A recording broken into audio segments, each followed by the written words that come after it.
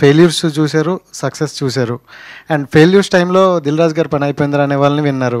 Success అయినప్పుడు 100 కోట్లు కొట్టారు ఇంకేంటి రాజు అనే వాళ్ళు విన్నారు. 100 కొట్టినప్పుడు యాక్చువల్ 5 కోట్లు ఉంటుంది, దానికి 100 అని పెట్టేసి సో పెట్టడమే తల పెడతారు సార్.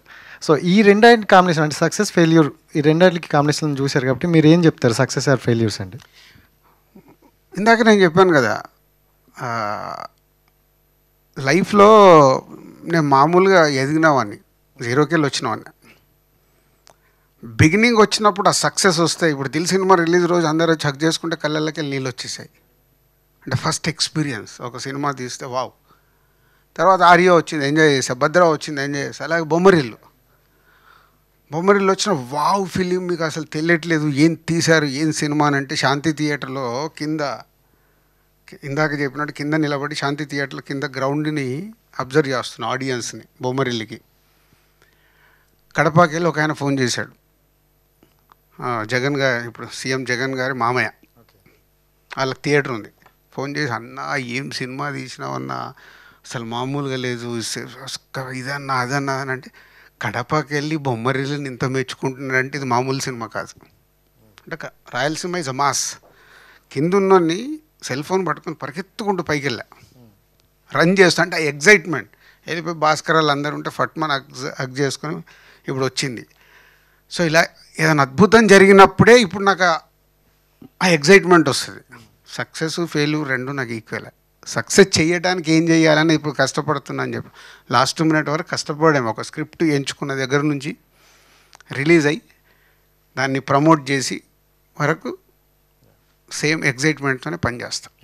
అండ్ ఫ్యామిలీ స్టార్ చూసుకుంటే అంటే విజయ్ దేవరకొండ గారు ఆల్రెడీ ఇలాంటి కాన్సెప్ట్తో వచ్చారు. గీతా గోవిందం అంటూ ఒక మంచి క్యారెక్టర్ వచ్చారు, అది వేరే. అంటే ఇప్పుడు కాన్సెప్ట్ వేరే. విజయ్ గారు కాకుండా ఇంకొకరి ద్వారా వెళ్తే బాగున్నేమో అని అనిపించిందా? లేకపోతే అంటే ఇప్పుడు పరశురామ్ విజయ్ ఒకసారి కలిపి చేశారు, గీతా గోవిందం లాంటి ఒక బ్లాక్ బస్టర్ వచ్చింది. సో దీంట్లో ఆ మిడిల్ క్లాస్ అబ్బాయి, ఆ మిడిల్ క్లాస్ ఫ్యామిలీలో ఉండే మూమెంట్స్, సో బయటికి వెళ్తే వాడిలో ఉండే యాటిట్యూడు, ఒక లవ్ స్టోరీలో పడ్డప్పుడు ఒక మిడిల్ క్లాస్ అబ్బాయి బిహేవ్ చేసే విధానము. అది అంటే ఎగ్జాంపుల్, నేను డ్రాప్ చేస్తావు అంటే డ్రాప్ చేస్తాను, నా బడ్జెట్ నాకు ఉంటుంది, 1 లీటర్ పెట్రోల్ పోపిస్తావా? సో ఇలాంటి క్యారెక్టర్, ఇలాంటి పంచెస్, వాడి ఫ్యామిలీకి ఏదన్నా చులకన చేసినప్పుడు వచ్చే అగ్రెసివ్ కోపం, ఆ కోపంలో వాడు తీసుకునే నిర్ణయాలు, ఇట్లా ఆ టిట్ ఫర్ టాట్లు. తర్వాత ఏం అర్థమైంది లవ్ స్టోరీలో కానీ ఆ ఫ్యామిలీ దానికి ఏం చేద్దాం అనుకున్నాడు అనేది soul of the film. So Vijay is done. డెఫినెట్గా విజయ్ని రేపు మీరు అందరూ మార్నింగ్ షో అనే మెచ్చుకుంటారని నేను చాలా బాగా నమ్ముతున్నా, ఎందుకంటే అన్ని వేరియేషన్స్ ఇచ్చాడు. అండ్ ప్రాపర్ లవ్ స్టోరీ ఉంది, మీరు పక్కాగా కనెక్ట్ అవుతారని ఆడియన్స్కి చెప్పారు చాలా వరకు. అండ్ మీ వరకు వస్తే వాట్ ఈజ్ లవ్ అంటే ఏం చెప్తారు? లవ్ అంటే ఈ సినిమాలో సూపర్ డైలాగ్ ఉంది, బాగా అడిగావు. సినిమాలో ఒక దగ్గర పరశురామ్ రాశాడు, లవ్ అంటే ఏంటి అని అడుగుతాడు హీరో. లవ్ అంటే ఏంటి? మనని ఇష్టపడే వాళ్ళకి ఐ లవ్ యూ చెప్తాం కాదు. ఐ లవ్ యూ అని అంటే నిన్ను, నీతో పాటు నీ ఫ్యామిలీని కూడా లవ్ చేస్తున్నా అన్నప్పుడే I love you go full pledge అని ఒక స్టేట్మెంట్ ఇస్తాడు హీరో. ఇది నిజంగా మర్చిపోయాం కదా.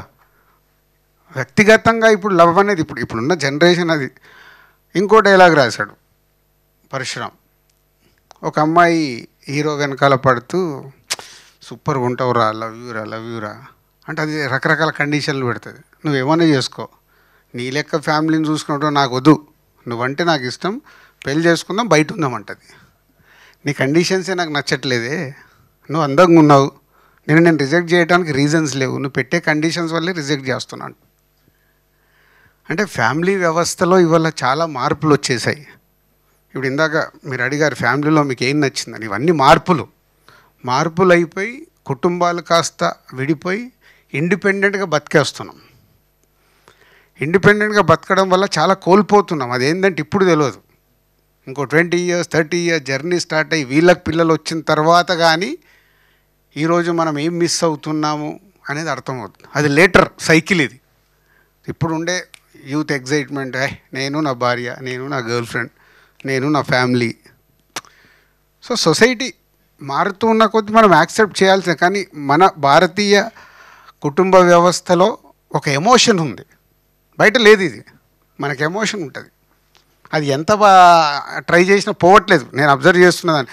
ఈరోజు కూడా ఫ్యామిలీ సినిమాలకు ఇంత ఆదరణ ఉందంటే ఇప్పుడు మీరు కనెక్ట్ అవుతున్నారు కదా.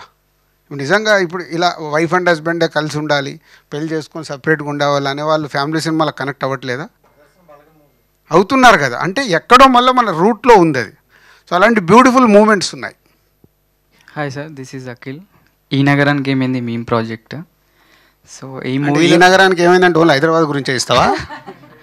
లేదు సార్, యాక్చువల్గా ఈ నగరానికి ఏమైంది అని మూవీ ఉంది. అవును. సో ఆ ఒక్క మూవీ పైన మీమ్స్ చేస్తూ ఉంటా. నేను ఒక 1500 మీమ్స్ చేశాను ఒక మూవీ పైన. అవే నా గురించి ఎప్పుడైనా ఏమైనా చేసావు? చేశాను సార్. ఏం చేసావు చెప్పా? లాస్ట్ టైం శాకుంతలంలో మీరు అంటే ఒక క్వశ్చన్ అడిగాను సార్, మీది బీ పాజిటివా, ఎంత పాజిటివ్గా ఉన్నారని. దానిపైన ఒక రీల్ చేశాను, వైరల్ అది. ఓకే. సో ఫ్యామిలీ స్టార్లో మీ ఫేవరెట్ సాంగ్ ఏదైనా ఉందా? ఉంటే ఒక 2 లైన్లు పాడండి మీరు.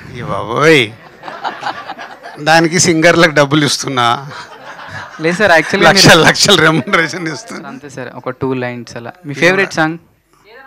తానా నా నా నా నా నా నా నా నా నా నా.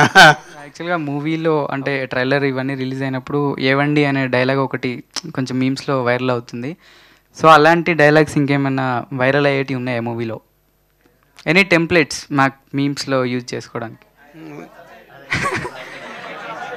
ఐరనే వంచాలి ఏంటి ఫస్ట్ వచ్చింది, అది నెంబర్ 1. ఏమండి అని వచ్చింది, మెంటల్ నా కొడుక అని వచ్చింది.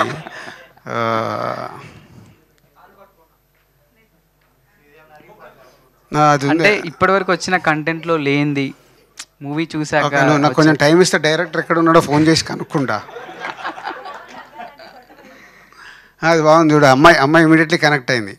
చూసావా, కోపం తగ్గాలంటే కొట్టాలనిపిస్తే కొట్టవే అని. అమ్మాయే కనెక్ట్ అయింది, అబ్బాయిలు ఎవరు అడగలేదు అది. అంటే ఎంత కోపం ఉందో, ఎప్పుడన్నా కోపం వస్తే కొట్టాలని అమ్మాయికి. ఓకే సార్, అంటే ఇప్పుడు మూవీ ఉంది సార్. సో దీంట్లో మీ ఫేవరెట్ సీన్ ఏదైనా ఉందా? అరే ఈ సీన్కి ఖచ్చితంగా అందరు కనెక్ట్ అవుతారు, this is the one scene. Yeah, రేపు సినిమా చూస్తావుగా, గుర్తుపెట్టుకో, ఫ్రీ క్లైమాక్స్లో ఒక సీన్ వస్తుంది, ఆ సీన్ అంతే.